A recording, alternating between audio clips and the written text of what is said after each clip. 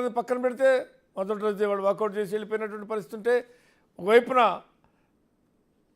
రాజ్యాంగ పరంగా ఉన్నటువంటి హక్కుల ప్రకారమే ప్రతిపక్ష హోదా ఇస్తాం, అది ప్రతిపక్ష హోదా లేకపోతే చట్టసభలకు హాజరుగాం, అసెంబ్లీకి హాజరుగాం అనటం అనేటువంటిది రాజకీయ పరిపక్వత లేనితనం, లేకుంటే ప్రజల పట్ల, ప్రజాస్వామ్యం పట్ల, చట్టసభల పట్ల గౌరవం లేనితనం అని అధికార పార్టీ అంటుంటే, కనీసం ఒక గౌరవం, రెస్పెక్ట్ ఇవ్వని పరిస్థితుల్లోనే మేము ప్రతిపక్ష నాయకుడిగా సభకు హాజరు కావటానికి కాదలుచుకోలేదనేటువంటి ప్రకటన వైఎస్ఆర్సీపీ చేస్తుంది.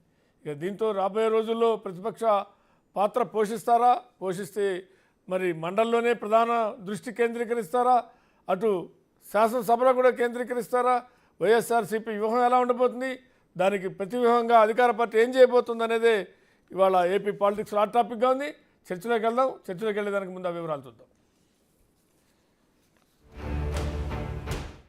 వ్యూహాలు బెడిసి కొడుతున్నాయి, ప్లానింగ్స్ పనిచేయట్లేదు, ఎగ్జిక్యూషన్ అసలే లేదు, అంతా గజిబిజి గందరగోళం.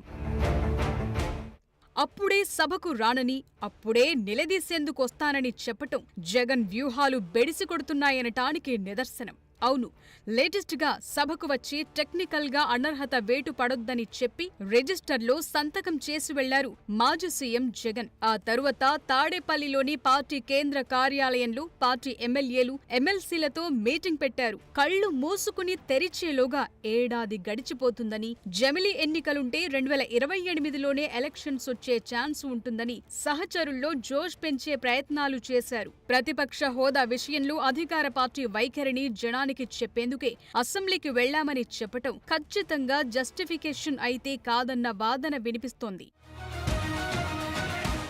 అంతేకాదు, ప్రతిపక్ష హోదా ఇస్తే హక్కుగా సమయం ఇవ్వాల్సి వస్తుందని, సభా నాయకుడితో దాదాపు సమాన స్థాయిలో టైం ఇవ్వాల్సి ఉంటుందంటున్నారు జగన్. అందుకే ప్రతిపక్ష హోదాను ఇచ్చేందుకు ముందుకు రావటం లేదంటూ మాట్లాడుతున్నారు. ఇంకోవైపు వైసీపీ నేతలు కూడా దమ్ముంటే తమ పార్టీకి విపక్ష హోదా ఇవ్వాలని డిమాండ్లు చేస్తున్నారు. అసలు టెక్నికల్ గా సీట్లు లేని వారి నుంచి ఇదేం డిమాండో ఎవరికీ అర్థం కాని పరిస్థితి. పైగా మాట మాట్లాడితే 40% ఓట్ షేర్ వచ్చిందని చెప్తున్నారు. ఓట్ల శాతాన్ని బట్టి నిర్ణయాలుంటాయా అన్నది కూటమి పార్టీలు చేస్తోన్న క్వశ్చన్.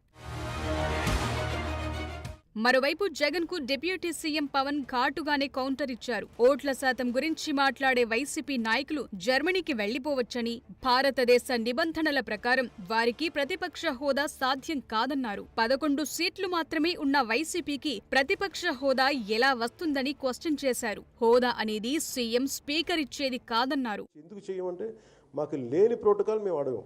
అలాగే వైసీపీ నాయకత్వం కూడా గుర్తించాల్సింది, ఇది మీకు హోదా ఇవ్వబడదు. ఇది చంద్రబాబు గారు ఆప్ చేస్తేనే కాదు, ఇది ఎవరు ఆప్ చేసింది కాదు, మీకు ప్రజలు మీకు. ఇప్పుడు జర్మనీలో ఏంటంటేనండి, నేను జర్మనీ రిజల్ట్స్ కూడా ఇది వచ్చినాయి చూస్తా ఉన్నాను. ఎలక్షన్స్లో 25% వచ్చిన హైయెస్ట్ పర్సంటేజ్ ఆఫ్ వచ్చిన ఓటుకి ఇన్ని ఎంపీస్, ఇంత అసెంబ్లీ స్థానాలు ఉంటాయి వాళ్ళకి. 5% మించి తక్కువ వస్తే 5% ఓట్లు మిగతా వాళ్ళు పంచుకుంటారు.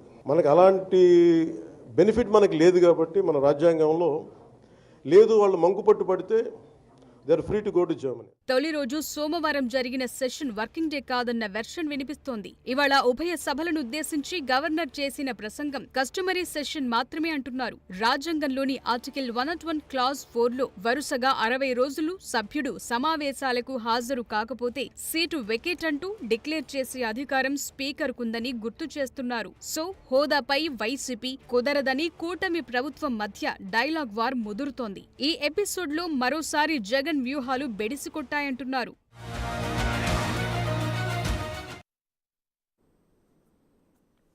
ఇక ఇదే అంశంపై మనతో చర్చలో పాల్గొనేందుకు